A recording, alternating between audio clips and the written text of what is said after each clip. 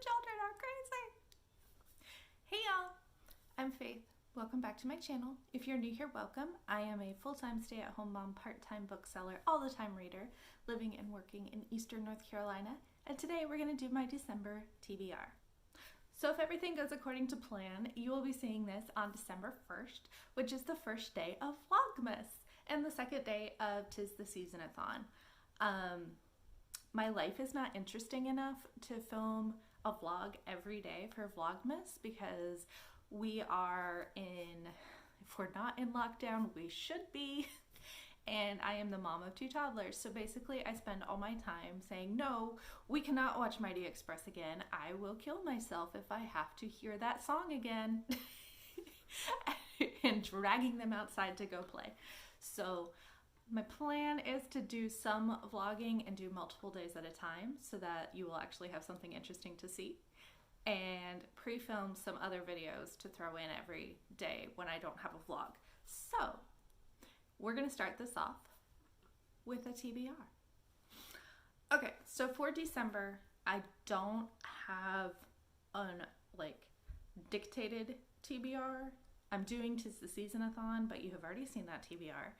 And then I only have one book club I am reading for because my fantasy book club is reading a book I do not want to read.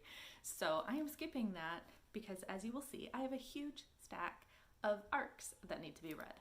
So the one book club that I am reading for is my YA for Adults book club. We are reading Sorcery of Thorns by Margaret Rogerson.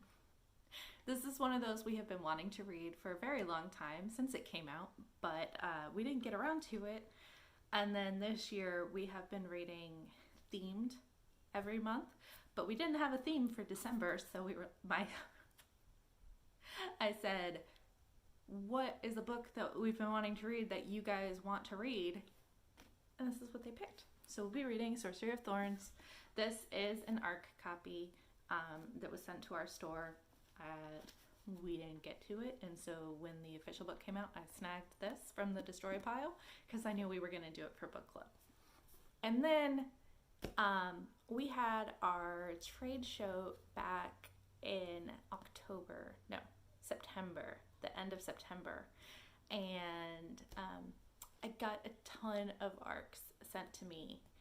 Because of shipping and printing and the fact that I cannot read digital, I can only read physical books, it took a while, but I have gotten some huge boxes, and all of these books here come out in March, which is the next Indie Next deadline that I need to send some nominations in for. So I read my ARCs according to the Indie Next deadlines so that I can keep up with everything I have. So these are all the ones I'm considering for nomination in March. And first up is one I know I'm going to nominate. It is Act Your Age, Eve Brown by Talia Hibbert. I got this book on the day that they announced that Joe Biden and Kamala Harris had won the election, and I took a picture of it and put it on Twitter, and I was like, this one, and I got the new Alicia Rye the same day, and I took a picture and I put it on Twitter saying, you know, I thought this day couldn't get any better, and then these showed up, and Talia Hibbert was like, I hope you love it, and yes, I know I'm going to love it. I'm so excited. So excited. I've been making myself wait because I have so many other things I'm supposed to read, but I'm finally gonna read it. If you don't know, this is the 3rd book in the Brown Sisters series. It is a romance. Get a Life, Chloe Brown was the book that launched me on my romance journey, and now I'm a full-on romance addict, and now I'm reviewing romance books. It comes out in March. Another book that came in that HarperCollins box of adult romances is The Restoration of Celia Fairchild by Marie Bostwick. She is an advice columnist and has to go to Charleston to help with her dearly departed aunt's house, and apparently her aunt was a hoarder. Other adult books I have include In Praise of Retreat by Kirstine McLeod. This was sent to me by ECW. It also comes out in March and is about finding sanctuary in the modern world. I have The Committed by Viet Van Nguyen. I did not realize that this was going to be a sequel to The Sympathizer, so I'm going to try to read it, and then if it turns out I need to have read the first book, I will put this aside, but it was sent to me by Grove Atlantic.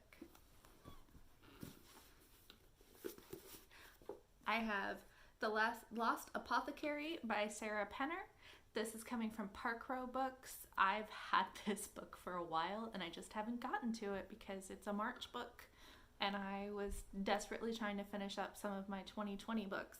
But it is about a woman who goes mudlarking in London and uncovers something that leads to the solving of a centuries-long case involving poisoners and a woman who sold poisons to other women to kill the men who had wronged them. It looks short. It'll probably be a one-day read. I'm excited. And then, because what is December without some horror, I have The Lost Village by Camilla Sten. This is from Minotaur, and it's the Blair Witch Project meets Midsummer in this brilliantly disturbing thriller from an electrifying new voice in suspense. They're looking for the truth, but what if it finds them first? So we've discussed before, I'm a big old chicken, so I've never seen the Blair Witch Project or Midsummer, but I've read summaries of all these things online, and I'm really pushing my boundaries with scary books, which I know are very restricted boundaries for people who actually read horror. And then I got a huge box of kid arcs from HarperCollins, so we're going to go through these super quick, but I have 1, 2, 3, 4. I have 5 that come out in March. So we have Sing Me Forgotten by Jessica S. Olsen. This is out from Inkyard Press, and it is a gender-bent Phantom of the Opera. This one actually wasn't from HarperCollins. This is from Wednesday Books, and they sent it to me personally. This is Perfect on Paper by Sophie Gonzalez. She's the author of Only Mostly Devastated, and a bisexual girl who gives anonymous love advice to her classmates is hired by the hot guy to help him get his ex back. I have The House That Wasn't There by Elena K. Arnold.